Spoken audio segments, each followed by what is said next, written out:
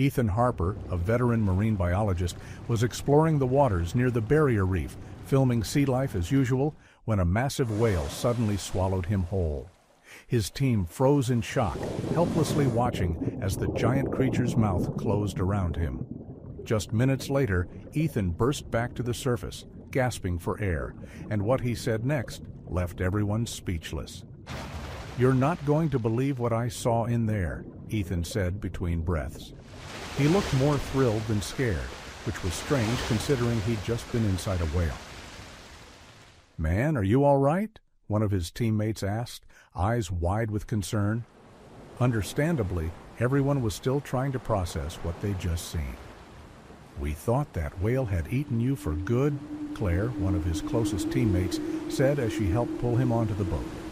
Ethan was still catching his breath, but there was a spark in his eyes. "Guys, listen to me," he insisted. Whatever he had seen in there clearly couldn't wait. "I just found something incredible." Everyone fell silent, eager to hear more. Ethan took another deep breath and started explaining what had happened, step by step, with the team hanging on every word. But the questions were just beginning. Why had the whale swallowed him in the first place? And what had he seen inside? Why did it let him go? Just before getting swallowed, Ethan had been diving around the reef, documenting the area's marine life. His mission that day was to capture rare underwater behavior on camera, and it looked like he'd struck gold. As he swam along, he suddenly heard his team yelling through his earpiece, telling him to get to the surface right away. But Ethan was in the middle of filming what he thought was the perfect shot, so he stayed put. Then, out of nowhere, he felt a strange pull behind him, and everything around him went dark. Completely disoriented, he turned on the light on his camera, and his heart sank. Right in front of him were rows of baleen plates. He tilted the flashlight down and saw a massive pink tongue. That's when it hit him. He was inside a whale's mouth. It was hard to believe, even as it was happening. Whales almost never go after humans, so Ethan couldn't wrap his head around it. Meanwhile, Ethan's teammates who had been diving with him were in full panic. They'd just seen their friend get pulled into a whale's mouth, and they knew there was no way he could get out on his own. They shot up to the surface as fast as they could, trying to reach the boat crew and hoping someone had an idea of what to do next. Time felt like it was slipping away fast. More whales were arriving to feed, and it was getting harder to tell them apart. But Claire had locked her eyes on the one she believed had taken Ethan, and she wasn't letting it out of her sight. Floating in place, she fought the sting in her eyes, trying not to cry so her goggles wouldn't fog up. All she could do was hope Ethan still had enough air in his tank. Then the whale began to move. Claire quickly shot up to the surface to warn the others. She wasn't even fully out of the water when the boat's engine roared to life. The crew was already in motion, racing after the whale. No one said a word. The air was thick with tension as everyone silently wished for the same thing, that Ethan would come back out, safe and alive. Inside the whale's mouth, Ethan was trying to figure out what to do next when he suddenly felt the whale start to move. He also realized something else. He'd never fit down the whale's throat, but he really didn't want to be wrong about that. He had to get out, but how do you ask a creature that big to let you go? He reached out and tapped the whale's huge tongue, hoping it might pull back and give him a little space.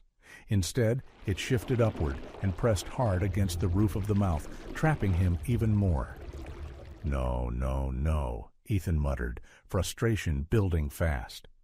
The more he moved, the more the whale seemed to react, pushing the tongue tighter. His flashlight flickered, making it even harder to see. The pressure around him was getting worse, and his breathing tank was running low. He reached down in the dark and yanked his gauge toward him, his heart thumping as he saw how little air was left. "Think, Ethan," he told himself. This wasn't the time to lose it. He tried to calm down and focus, but fear kept creeping in around the edges of his thoughts. Pushing himself upward, he swung his legs toward the whale's baleen plates. He needed the whale to open its mouth. Using all the strength he had, he kicked over and over, hoping to annoy the whale enough to spit him out. "Come on, move!" he shouted into the dark. Each kick shook his body, but the whale didn't react. He could feel his energy draining fast. Nothing was working. Every minute that passed, his breathing got quicker and shallower. Panic was rising, making it harder to think straight. Stay calm, he whispered, trying to hold it together, but it barely helped. Time felt like it was slipping away fast.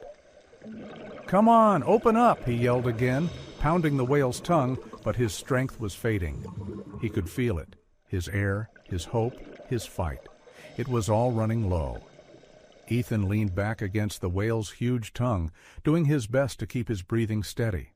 His fingers trembled as he reached for his gauge again. The air in his tank had dropped even more, and his chest was starting to ache.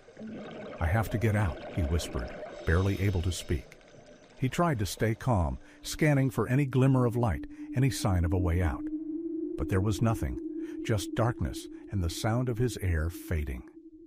Back above, the team's boat sped across the waves, locked onto the whale that had swallowed Ethan. Coast Guard, come in! Do you copy? Claire yelled into the radio, her voice tight with panic. We need help. One of our divers has been taken by a whale. We're following it now. She clutched the radio with one hand and steered with the other, never letting the whale out of her sight. The reply crackled through the speaker, barely audible over the rush of wind and water. Coast Guard, has this ever happened before?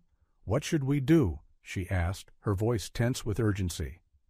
The silence that followed felt like forever. Then a voice came through, muffled and uncertain. Negative. We've never dealt with anything like this. Keep your distance and monitor him if possible. Claire's heart sank. Waiting around wasn't going to save Ethan. They needed to act. Hearing the Coast Guard admit they had no protocol for this hit, everyone hard. There's really nothing else you can do? Claire pressed. I'm sorry, came the quiet response. A heavy silence settled over the boat as waves smacked against the hull. The team glanced at each other, worry written all over their faces. They were on their own now, and the weight of that truth hit hard. Just as doubt started to creep in, an idea sparked in Claire's mind. Wait, what if we try something they use with trained whales, she said suddenly. The others looked over at her, confused but curious. We can't talk to it, but maybe we can guide its behavior. She quickly ran through the rough plan forming in her head, drawing on every nature show she could remember. The mood shifted slightly as the team leaned in, eager for anything that might help. Okay, here's what we'll do, Claire said, everyone now focused on her. We can't reason with the whale, but we might be able to change what it's doing. She used quick hand motions to show what she meant, explaining how they could try to shift the whale's direction or trigger a response. It's a stretch, I know, but it might be our best shot, she said. The team took it in, nodding slowly. If there was even a chance, they were willing to take it. What if we throw a bunch of fish into the water, try to get the whale to open its mouth again? Claire suggested, her voice hopeful but tense. The team paused, thinking it over. It wasn't a normal plan, but then again, nothing about this situation was. That might actually work, one teammate said quietly. It was a long shot, but it gave them something to do, and for the first time since Ethan disappeared, the crew felt a flicker of hope. Wait, can we even do that legally? One of the team members asked, brows furrowed with concern. And do we even have enough fish on board? Claire paused, thinking it through. We've got to make sure we're not breaking any laws, she said, her mind racing through all the possible issues. The team went back and forth, weighing the risks. It was a stretch, but it might be Ethan's only shot. Not wanting to waste time, they decided to ask the Coast Guard directly. Coast Guard, this is Rescue Team Alpha, Claire said into the radio. Requesting permission to release fish in an attempt to get a whale to release our diver. The radio went quiet. The waves kept slapping the side of the boat as everyone stood still, waiting. Every second felt longer than the last. Finally, a voice came through. We understand your urgency, it crackled. We're reviewing your request. Please hold. The team exchanged anxious looks, a flicker of hope in their eyes. It was risky and unusual, but at least the Coast Guard was taking it seriously. Now, all they could do was wait and hope they'd get the green light. Then the voice returned.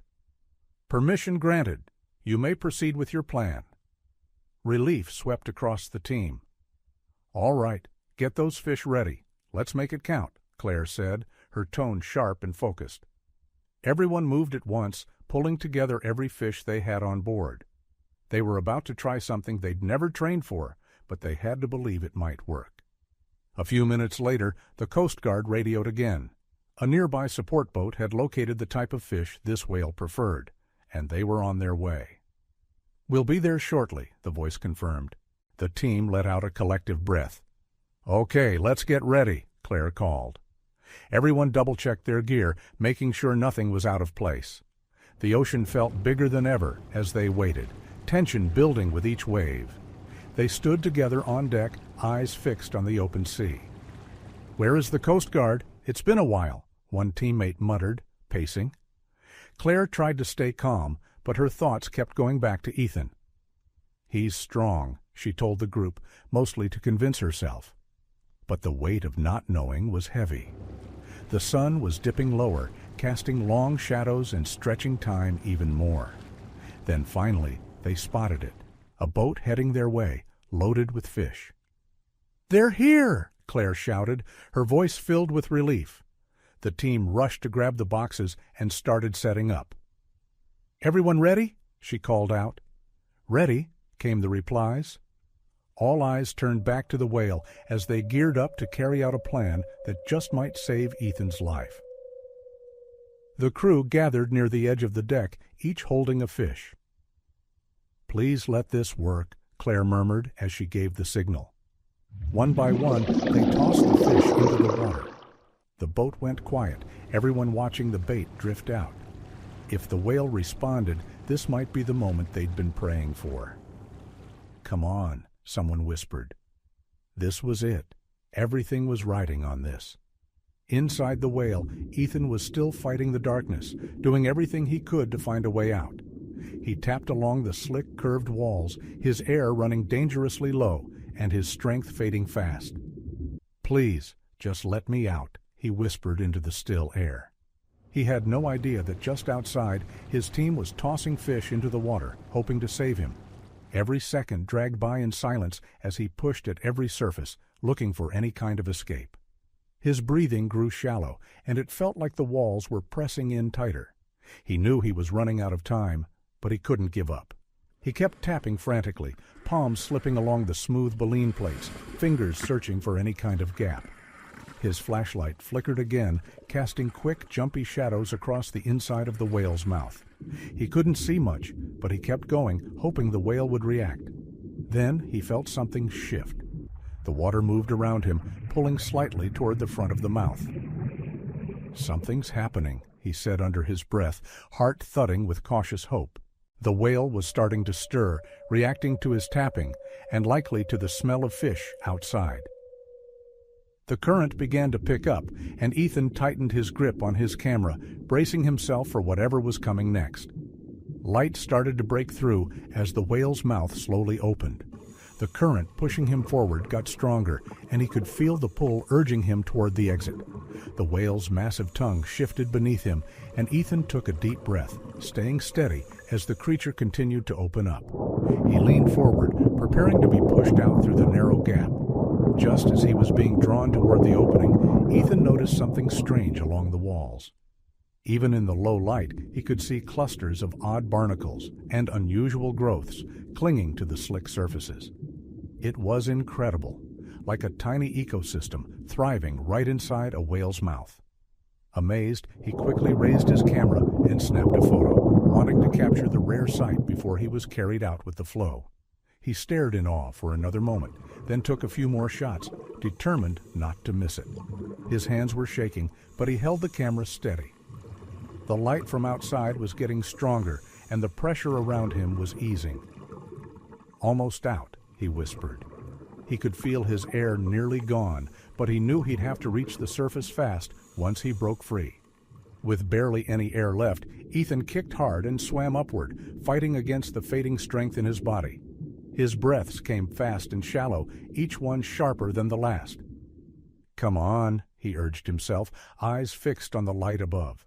His chest burned with the effort, but he didn't stop. The water brightened around him, and just ahead he could see a faint shimmer of sunlight breaking through. Ethan burst through the surface, gasping for air. He gripped his gear tightly, overwhelmed with relief to be out of the whale. "Yes! Yes!" he shouted between shaky breaths. The fresh air hit his lungs, and the warmth of the sun on his face felt like a dream. He yanked off his mouthpiece and floated for a moment, taking it all in. It was a moment he'd never forget, even though he still had to find his way back to the boat. Once he caught his breath, Ethan looked around for the team's boat, but to his shock, it was nowhere to be seen. "What?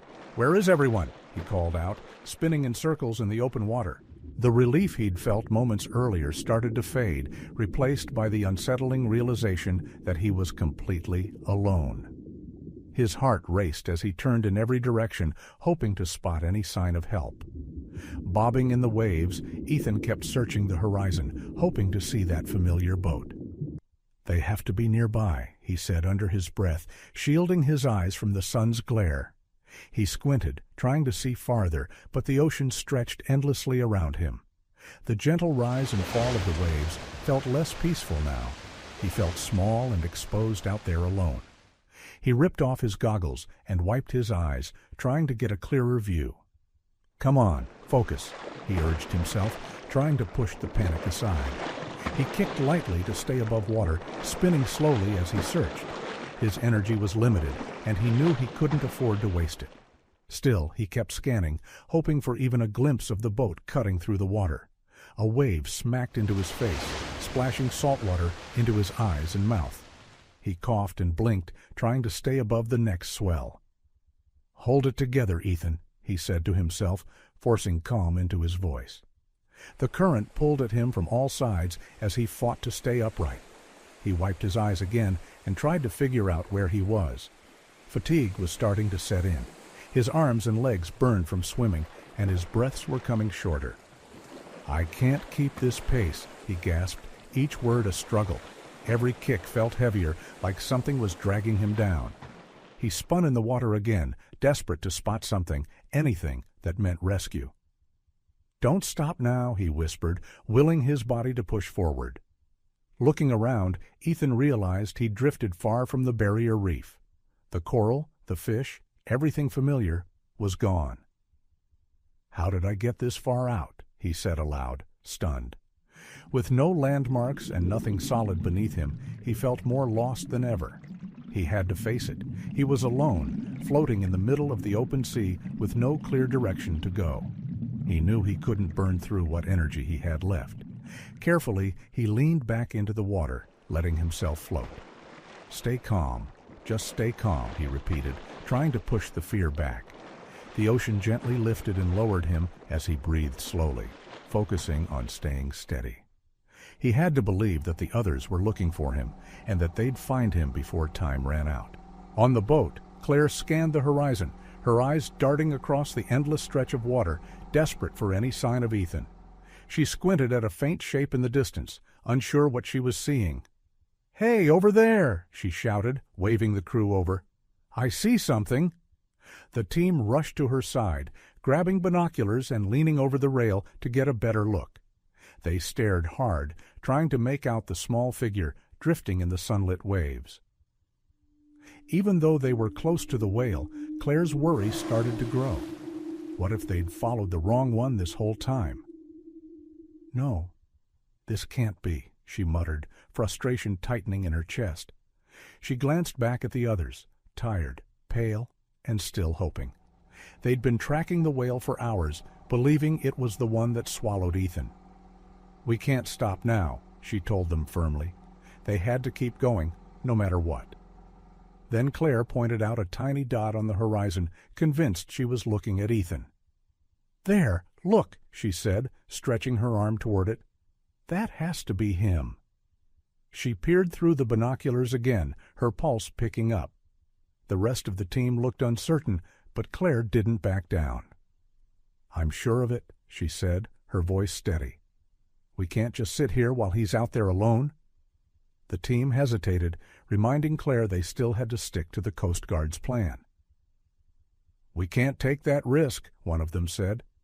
"But we're running out of time," Claire shot back, her voice rising. "What if that really is Ethan?" The crew looked toward the captain, unsure. "We don't want to make things worse," he said firmly. Claire clenched her jaw. She was frustrated, but she had to keep her cool to get them on board. When the captain refused to budge, Claire stepped past him and grabbed the throttle, slamming it forward. "Claire, what are you doing?" the captain yelled, stumbling backward. "I'm bringing Ethan home," she shouted, eyes locked on the far-off figure. The engine roared as the boat surged ahead, slicing through the water. The crew held tight as the boat jolted forward, and though not everyone was sure she was right, no one questioned her drive. As they closed the distance, the mood on the boat shifted. No one spoke. I think it really is him," one crewmate said quietly, still staring through the spray. "Get the life ring ready," the captain ordered, voice tight with urgency. They scanned the waves, hearts thudding as the figure bobbed closer. The shape was becoming clearer now, rising and falling with each wave. Every second felt stretched thin with hope and fear. Finally, the boat neared the person in the water, and it was unmistakably Ethan.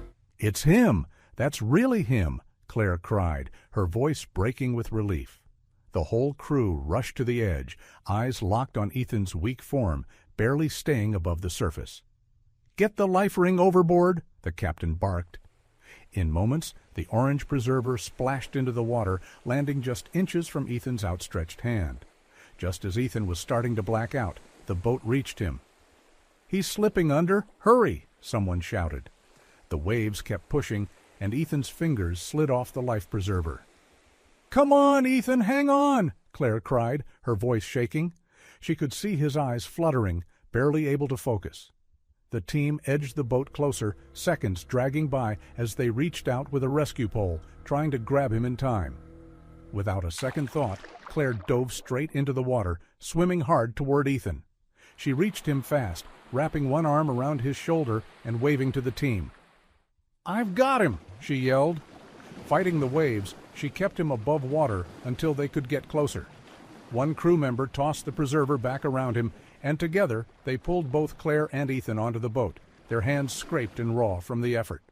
They laid Ethan gently on the deck as he coughed and gasped for breath. "Ethan, can you hear me?" one teammate asked, kneeling beside him. Ethan gave a weak nod, his chest rising and falling fast as he tried to catch his breath. "Yeah, I'm okay," he said, voice rough and barely above a whisper. A blanket was draped over him, and bit by bit the color returned to his face as he looked up at his teammates. Still catching his breath, Ethan managed to speak. "You're not going to believe what I saw in there," he said, eyes wide. "Inside the whale, I saw something that's not supposed to exist, and I got photos." The crew leaned in, drawn in by the excitement in his voice. "It's real, I swear. This could change everything." He started digging through his gear, hands trembling as he pulled out his camera. Ethan could hardly contain himself as he described it. "They're supposed to be extinct," he said, almost breathless. "But I saw a whole school of them, inside the whale's mouth." He flipped through his camera, showing image after image. Bright scales shimmered even in the low light, unmistakable against the slick backdrop of the whale's interior. The team stared, stunned. "This is huge," Claire said quietly. "We've got to get this back right away."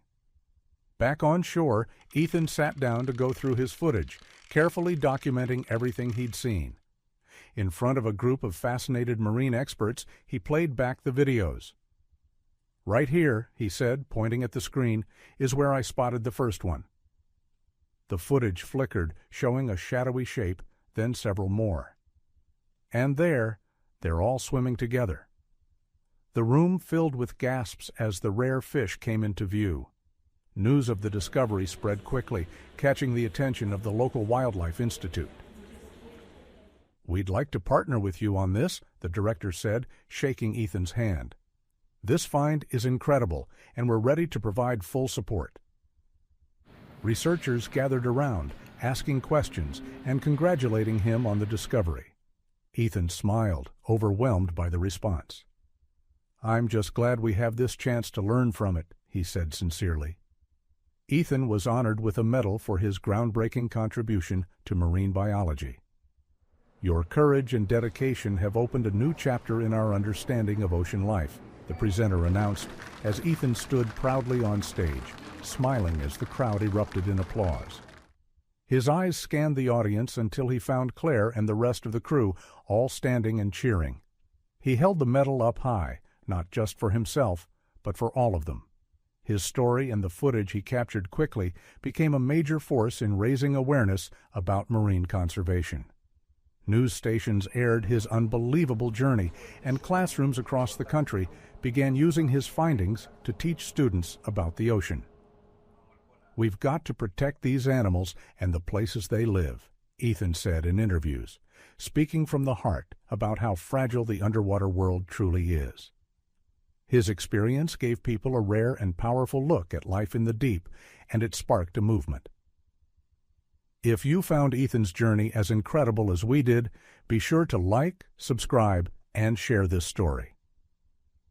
Every view helps spread awareness and support for marine life.